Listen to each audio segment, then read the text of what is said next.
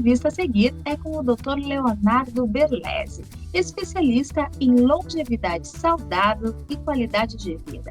Ele fala sobre mudanças de estilo de vida, questões hormonais e também vitaminas. Acompanhe. Então, doutor Leonardo, eu gostaria de começar aí o nosso bate-papo querendo saber como que a gente pode fazer para mudar a nossa alimentação, o nosso estilo de vida, porque acredito eu que as coisas, né, começam por aí, pela nossa mudança mesmo de estilo de vida, de olhar para a alimentação, para o alimento, né, para a comida de uma outra forma.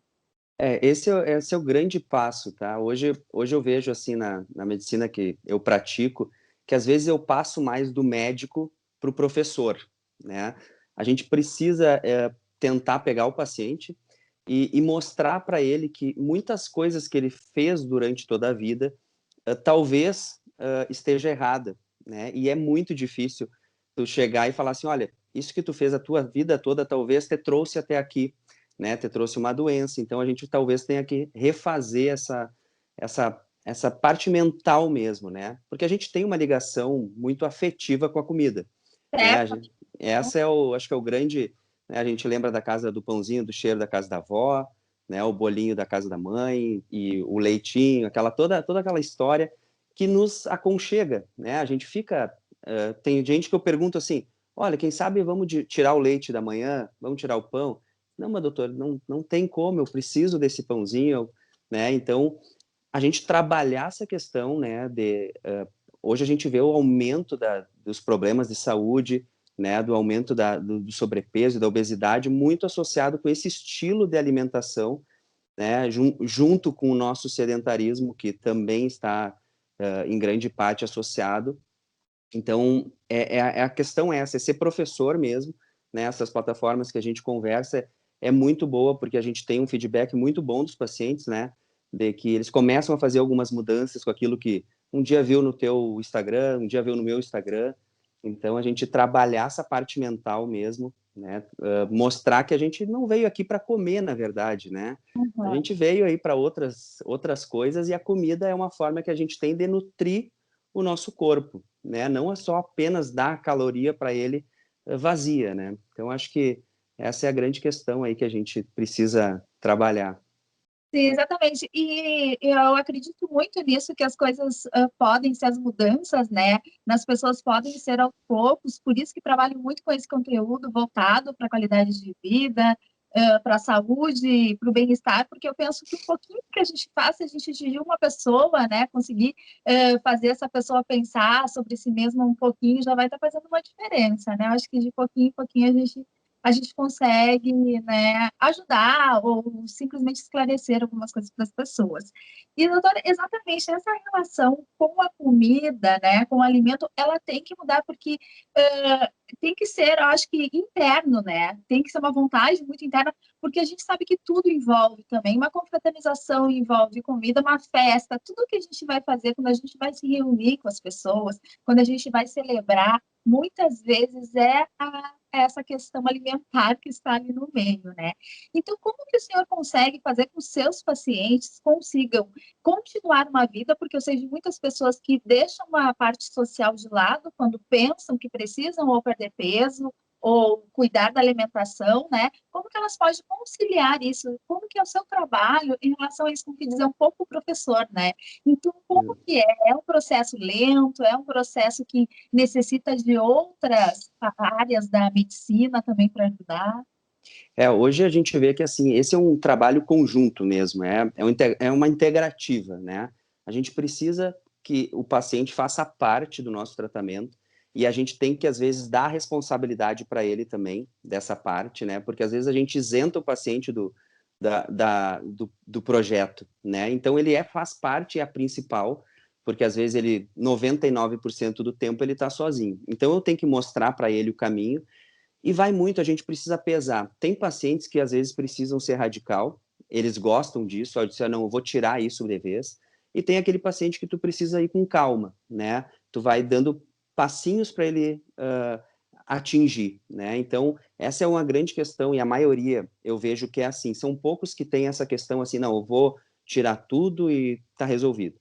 a maioria precisa de passos pequenos, né? A gente não pode dar um passo maior que a perna, né? Ó, não faço nenhuma atividade e vou começar 5 vezes na academia. Não vai acontecer, porque toda vez que tu não cumpre essa meta, tu te sente fracassado, e isso faz com que tu fique desestimulado, né? Então, a grande questão, às vezes, na alimentação, né, para essa parte social, a gente convida as pessoas para comer. É esse o grande projeto, né, do encontro. Então, eu falo para os pacientes assim, quanto mais vezes tu fizer certo no teu dia, na tua semana, né, a constância, a disciplina, ela vai te trazer liberdade.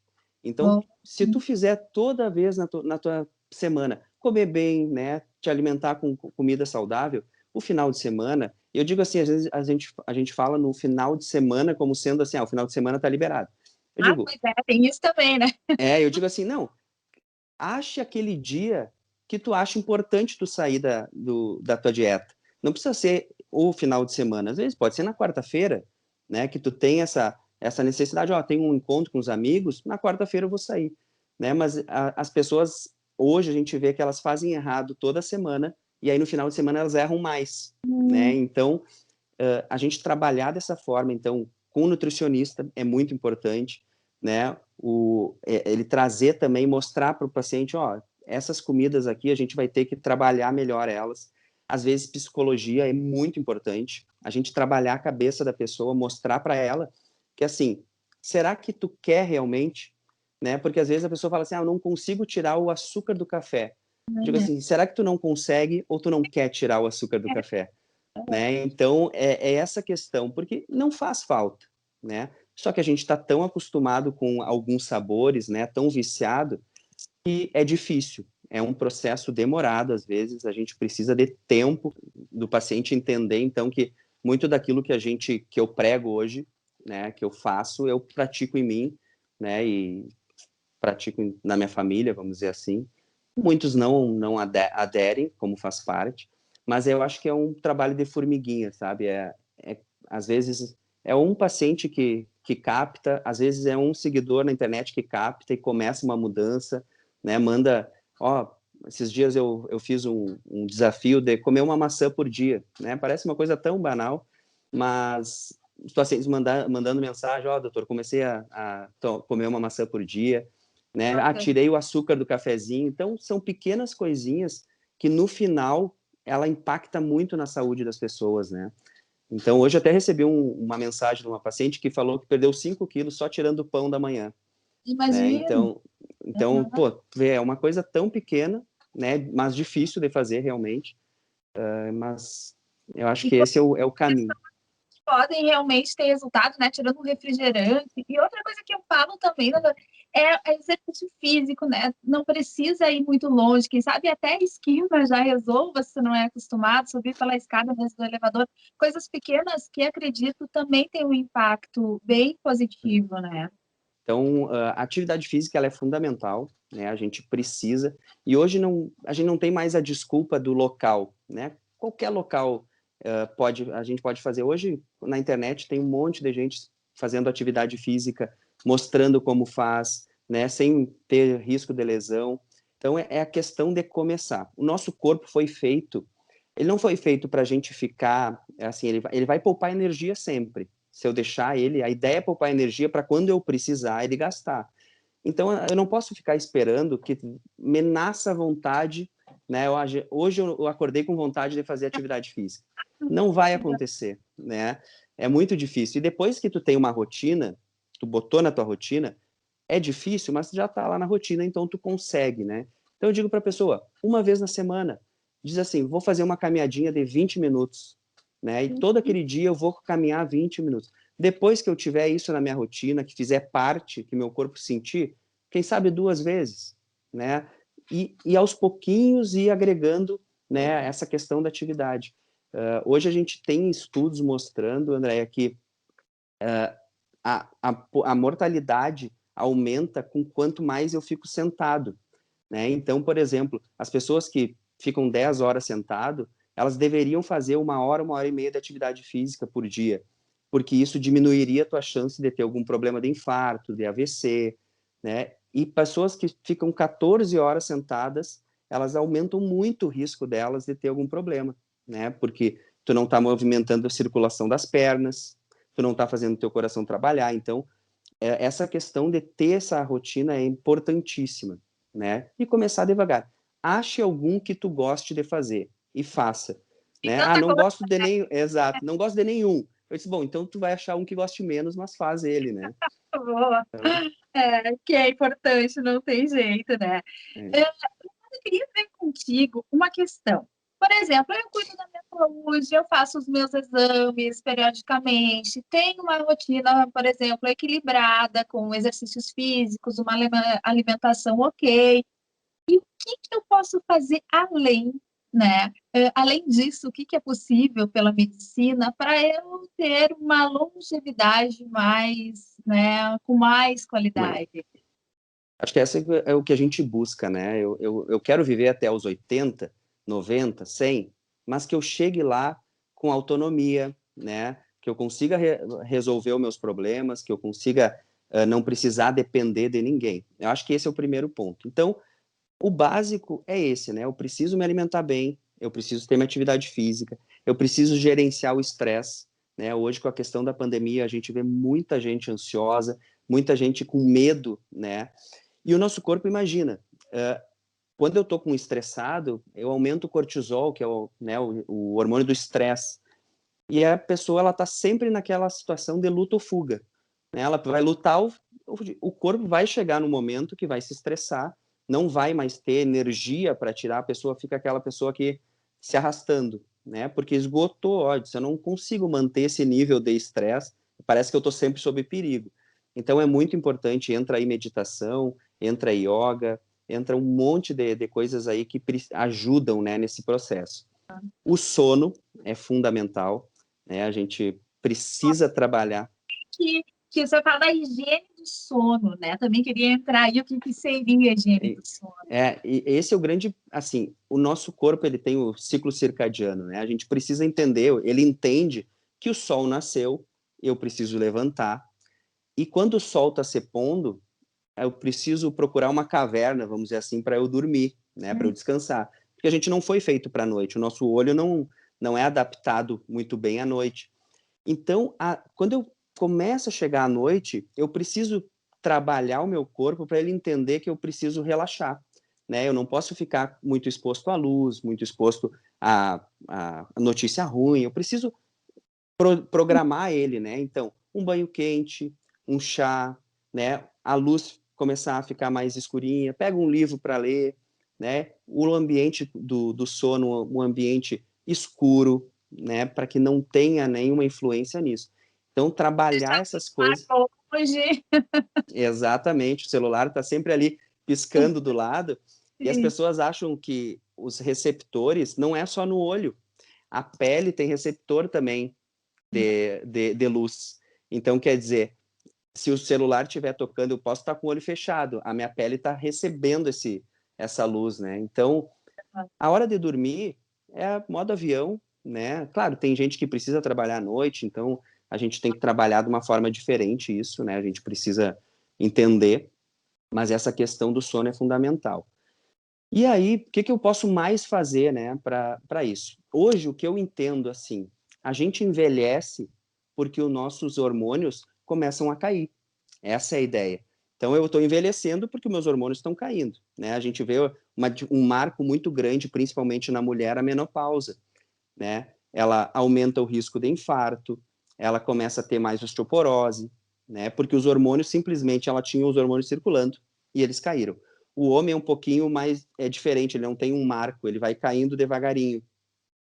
Então, o que que a gente precisa trabalhar? Suplementação, às vezes, é fundamental, né? Ver aquilo realmente, deixar os hormônios, deixar as vitaminas sempre no ideal.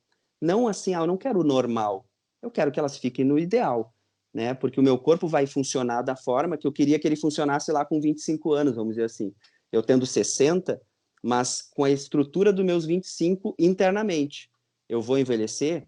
Todo mundo vai, mas de uma forma mais branda, vamos dizer assim, num estado de conservação melhor. Eu gosto de pegar, tem um exemplo de dois carros, né, da mesma, de 1960, E o que muda, às vezes, a imagem é legal, que é assim, é o estado de conservação, né? Um carro bem cuidado, foi trocado o óleo, manutenção, tudo certinho, e o outro enferrujado, né? Que não teve todo esse cuidado. Então, a gente precisa trabalhar isso, deixar tudo, né? O nosso corpo ele vai sempre funcionar na lei do mínimo. Por exemplo, eu tenho 3 vitaminas que eu preciso para produzir alguma coisa. Eu posso ter todas lá, as 2 lá em cima. Se eu tiver uma aqui embaixo, ele vai se guiar por essa de baixo, né? E há Então, um específico disso, assim, que não é o exame que a gente faz de rotina. Uma vez por ano eu faço uma bateria de exames. Não é esse, não são esses exames. Tem outros mais específicos, no caso para as vitaminas. assim, tem os básicos, assim, que a gente pode pedir a vitamina em si, né? Eu posso pedir vitamina B12, vitamina D, vitamina B9, vitamina B6, pedir as vitaminas, né? E aí a gente calcular conforme, ó, tá baixa, tá alta, né? Eu preciso regular. Então, nesses check-ups que eu digo normais, às vezes não vai por aí, né? O grande problema é o quê? Tu chega, às vezes, com um monte de queixa. Olha, doutor, tô com o cabelo caindo, tô com a pele seca, tô com a unha fraca, tô sem ânimo, né? A minha libido tá baixa, não tenho energia. Aí eu pego os exames e digo assim, teus exames estão todos normais, porque tá dentro do valor de referência. Isso é quase um crime, né, com o paciente. Se ele está me falando tudo isso, né, e aí eu pegar uns exames, então hoje o mais importante, eu preciso ver o paciente, deixar o exame como sendo complementar, né, então assim, o paciente me falou isso, e o exame colaborou, maravilha, ótimo, vamos trabalhar em cima disso. Agora, o paciente está dizendo isso, e o exame está totalmente fora, eu vou no que o paciente está me dizendo. Então, às vezes é mais importante eu pegar a clínica do paciente, entender isso e trabalhar em cima disso, né? Mostrar para ele, ó, os teus exames, o valor de referência é estatístico. Eles pegam um monte de gente, calculam e aí colocam, ó, daqui a aqui é normal. Mas quer dizer assim, se eu tiver, por exemplo, vitamina B12, de 300 a 900. Se eu tiver 301, é a mesma coisa que eu ter 800? Não é, né? E Então, até acho que a gente... depende do estilo dessa pessoa, estilo de vida, até questão genética, enfim, várias coisas Tudo isso influencia. que dizem esse tratamento, né? A gente, às vezes, a gente precisa dar um passo a mais, que tu faz, ó, o paciente está comendo bem, está dormindo bem, está fazendo atividade, está conseguindo com o estresse ficar normal, está suplementando e alguma coisa não está legal ainda. Então, a gente pode partir um passo a mais para um teste genético, né, um polimorfismo que tem nos genes, a gente pode partir para essa parte. Mas são poucos, né? Às vezes, a maioria, com mudança do estilo de vida, eles já conseguem ter uma qualidade de vida muito grande, né? Então, eu acredito muito nisso, eu vejo na prática, né, essa parte. Em relação aos hormônios, né? Como que é da mesma forma, não basta olhar só esses exames de rotina, tem que fazer outros tipos de exame e outra avaliação, outra interpretação disso? Hoje, da forma que eu pratico, normalmente eu faço uma pré-consulta com o paciente, né, através de alguns questionários, e eu consigo ver mais ou menos. E aí a gente pede os exames, né, já abordando essa questão hormonal, porque é fundamental. Hoje a gente sabe que assim a obesidade diminui o hormônio, né, os hormônios vão ficar menores. A gente está envelhecendo, hormônio cai, estresse, hormônio cai. Então a gente precisa ter isso, né? E pedir os exames hormonais, né, totais ali para a gente ver como é que está a testosterona, como é que está a progesterona, como é que está o estradiol, como é que está toda essa parte hormonal, porque elas fazem influência muito grande. Mas eu não posso ir direto num hormônio se o paciente está fazendo muita coisa errada, né? Está comendo mal, tá dormindo mal. Eu preciso trabalhar isso, porque senão é só um paliativo. Eu posso dar o hormônio e logo, logo vai parar de funcionar, porque eu estou consumindo, né? Eu não estou indo na causa. Eu acho que a grande questão é essa, a gente trabalhar a causa, né? Hoje na medicina tradicional, vamos dizer assim, o que a gente faz? Remedia, né? Tem um sintoma, tá com dor de cabeça, trata a dor de cabeça. Ah, tô com dor no estômago, dou um remédio para dor no estômago. mas eu não vou atrás. Por que que eu tô com uma gastrite, né? Por que que eu tô com abaixo da libido, né? Então, o mais importante é eu ir nesse processo da origem, né? E no cerne ali da questão, porque se eu resolver ali, o resto vem naturalmente, né? Doutor, e essa questão dos hormônios sempre foi um tanto polêmica, assim, né?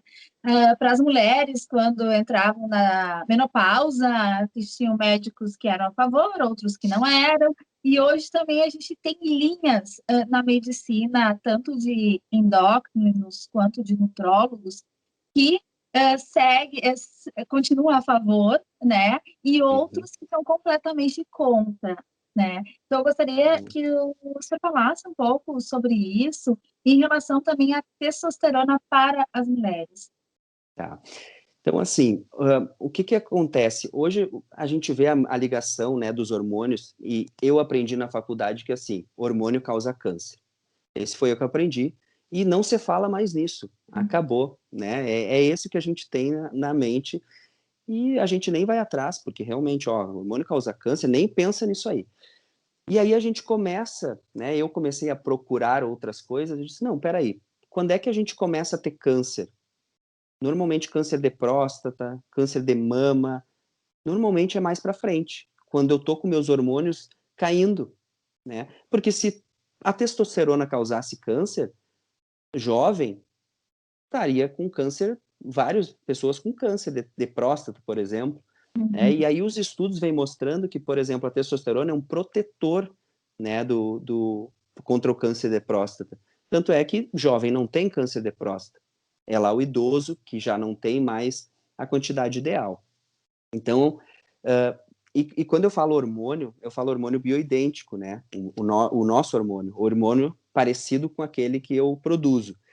Os É. sintéticos são diferentes. Eles foram formulados de forma diferente, então eles correm-se o risco de ter algum problema maior. Então, hoje, como eu trabalho é com hormônio bioidêntico, né? Eu não trabalho com hormônio sintético. Então, que nem, né, a pílula anticoncepcional é um exemplo, né, que a gente sabe. Em relação à testosterona para a mulher, tá? Ela é fundamental também para a mulher, né? Ela é. A gente precisa ter níveis ideais de testosterona na mulher. O que que acontece? A mulher perde, né, com o tempo, a produção ovariana também começa a cair mais os seus hormônios.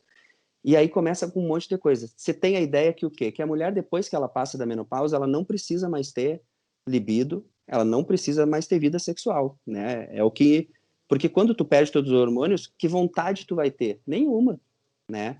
Então é fundamental a gente manter os níveis hormonais da mulher dentro do normal, né? Dentro do que ela tinha antes.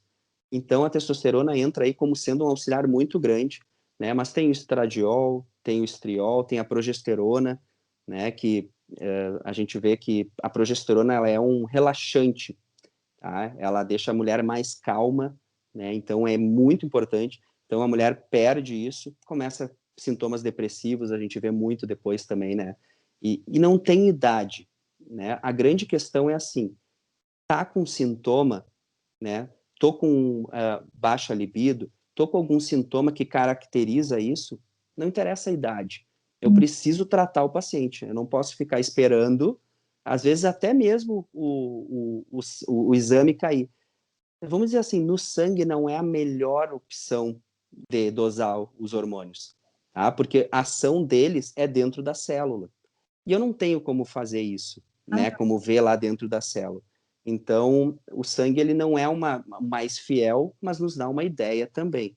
Por isso que a gente tem que ir na clínica, né? Ver para o paciente como é que tu tá te sentindo. E aí a gente trabalhar em cima disso, né?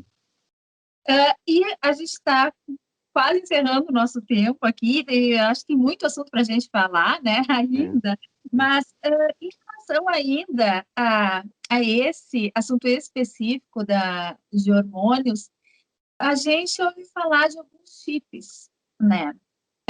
Eu gostaria, até alguns considerados chips da beleza.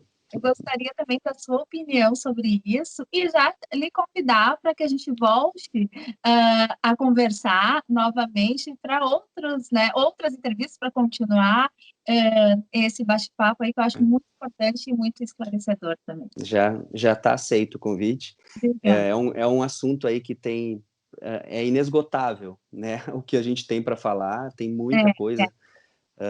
Mas normalmente, né, o chip da beleza que chamaram, né? Realmente ele é um hormônio sintético, né? Que foi feito para algumas doenças, tá? Para controle da endometriose, né? Então ele foi feito para isso. E o que que viram? Que essas mulheres que colocavam o chip da beleza, que é a gestrinona, normalmente é o mais conhecido, tinham uma melhora muito grande da energia, ganho de massa muscular, a libido voltava. Então, elas tinham uma melhora muito grande da qualidade de vida. Então, começou a se usar de uma forma off-label, vamos dizer assim, né? Fora do. Para isso, para fins estéticos, vamos dizer assim. Ajuda, assim. Se eu falar que as mulheres não se sentem bem sem a gestrinona, é mentira, porque realmente. Só que ela tem que ter indicações clássicas, né? A gente precisa trabalhar, porque, assim, não é livre de efeito colateral, né? Por ser um hormônio sintético, a gente sabe que tem. Então, naquelas mulheres que realmente têm a indicação, é fenomenal. Assim, realmente tu traz a vida de novo para ela, né? Então, é bem importante.